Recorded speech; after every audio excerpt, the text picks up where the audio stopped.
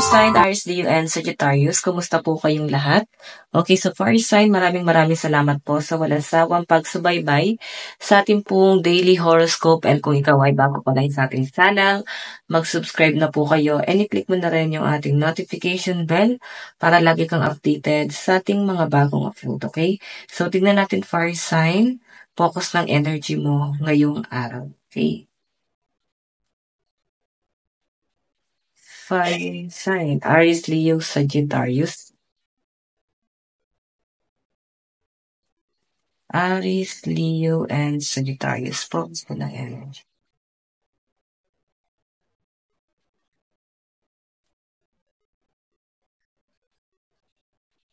Okay, so meron tayo guys. Okay, 7 of Pentacles. Okay. 8 of Pentacles pala. Sorry, meron pa. 6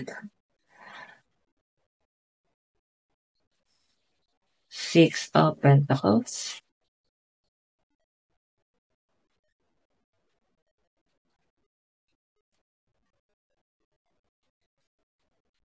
Okay. Okay, so Aries, Leo, and Sagittarius, actually sa pinapakita sa akin dito, patungkol to sa pag-iipon. And parang feeling mo, hindi nagiging successful yung pag-iipon mo. Okay? Kasi nandun sa point na marami kasing dumidistract sa inyo. Like, gusto mo kasing mag-ipon, pero ang dami rin nanghihiram. So, siguro, madaming pumapasok na orders, tapos parang alam mo yan, yung parcel ng mga kasama mo sa bahay, hindi ka nga umu-order, tapos ikaw yung nagbabayad. So, ganun yung nakikita ko dito. So, parang, ngayon, pag siningil mo sila, hindi ka nila guys babayaran, or basta guys, naglabas ka ng pera, is parang hindi na guys bumabalik. So, yun yung nakikita ko nga dito, no? Aries, Leo, and Sagittarius, parang nagfa-fail ka sa isang bagay. Okay? Yun nga is yung pag-iipon. Nagtatry ka rin guys magdamot kasi ano naman, pera mo naman yan, di ba? So, walang man-judge sa inyo. Pero yung kasi guys, yung kinakatakutan mo, baka may masabi sila na parang, ay, nagiging madamot si person. Actually, hindi naman kayo nagiging madamot. Siguro talagang kinokontrol mo lang yung pera mo, okay? So, ayan, naiinis lang kayo guys sa ibang tao na parang feeling mo is inuutakan ka pagdating sa pera. Okay? Tignan natin guys. Ano pang ipapakita sa inyo? May nakikita kasi ako dito guys, the tower. So, in the tower kasi guys, ending to. Biglaan. Night of Wands. Pagkawala ng passion mo, no? Pagkawala ng gana mo sa isang bagay. Pwede kasi guys na ito, pwede may tinutulungan ka. Pwede ikaw talaga yung provider, breadwinner, ganyan. So, alam mo, feeling ko na walang ka ng ganang tumulong. Okay? Kaya nga parang kinikip mo na lang siya sa sarili mo. Kung sa love life naman to guys, at nagkaroon guys sa pagtatapos sa inyo ng person mo, so sa pinapakita sa akin dito, fire sign, parang nawalan ka ng gana dito sa relationship na to. Or pwedeng mararamdaman mo na parang nawala ng gana sa yung person mo. Pwede kasi guys, reverse yung energy. Tingnan mo. Okay? Okay, yung iba dito guys, pwedeng nasa third party kayo, or pwedeng may ibang attention yung person mo. Nakapokus yung attention ng person mo sa ibang bagay. Okay, yun yung pinapakita sa akin. So, mararamdaman mo na hindi siya guys gano'n nag-e-effort sa'yo, or parang hindi ka niya guys gustong kausapin. Parang wala lang talaga. Yun yung malinaw na nasasagap ko dyan, okay? Sige, tingnan pa natin. Aries, Leo, and Sagittarius. Kung sa love life yun, okay? So guys, Aries, Leo, Sagittarius, stubbornness, ayan.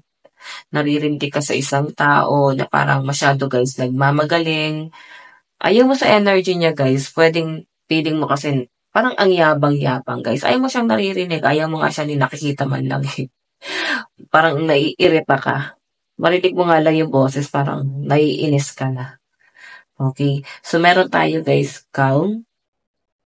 Ayan, kumalma ka guys, kung ang daming hihingi na tulong sa inyo, or pwedeng hindi nyo naman guys obligasyon, is parang nagiging obligasyon mo. Yun yung tingnan mo, mas gumugulo sa isip mo. Parang piling mo na ilagay mo pa yung sarili mo sa komplikadong sitwasyon ngayon. Okay? Tignan natin. So, meron tayong accident.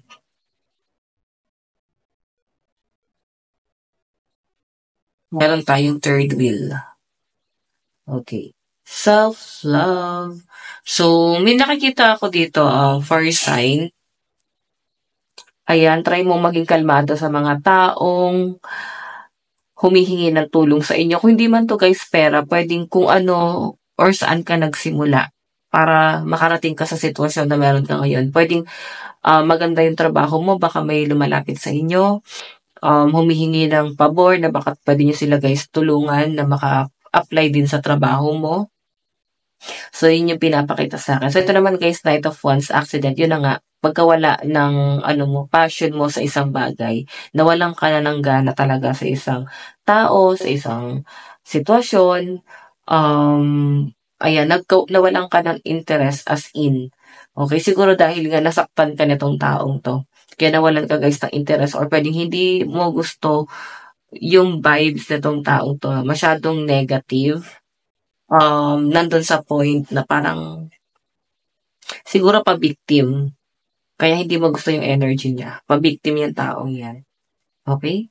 So, parang feeling mo napaikot ka niya. Ay, di pala to. Parang ganun, hindi pala siya magandang kabanding.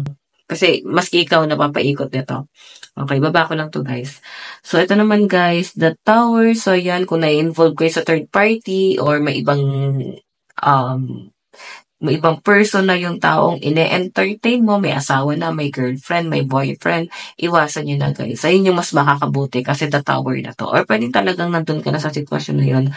At I think, tinapos mo na or pwedeng siya, no? May nakikita kasi ako dito guys, parang may nagpa siya na tapusin na itong connection na to na nasa third party. Yung iba naman sa inyo guys, pwedeng ikaw yung legal, tapos yung naging third party is pwedeng kilala mo. Okay, so guys, lucky number mo 77, 14, 16, and 37. Tignan pa natin Aries, Leo, and Sagittarius. Meron tayong 10 of Swords. Ayan, actually guys, no, matagal yun ng pangarap to na magpatato. And siguro, ngayon nyo guys nare-realize, parang gusto mo na talaga guys na magpatato. Ang problema lang dito, pwedeng sa finances, nilalaan mo muna sa mas importanteng bagay. So, pwede pa naman guys, pag-ipunan to. Actually, mukhang matutupad naman to. Siguro kasi ngayon, pwedeng marirealize mo nang maisip mo lang, parang nabebetan mo, no? Parang gusto mong maghanap ng mga design. So, parang ikikip mo lang siya. Okay, hindi naman siya agad-agad. Okay, so meron tayo guys, 5 of Pentacles in reverse. So, yung kahirapan sa pera, guys.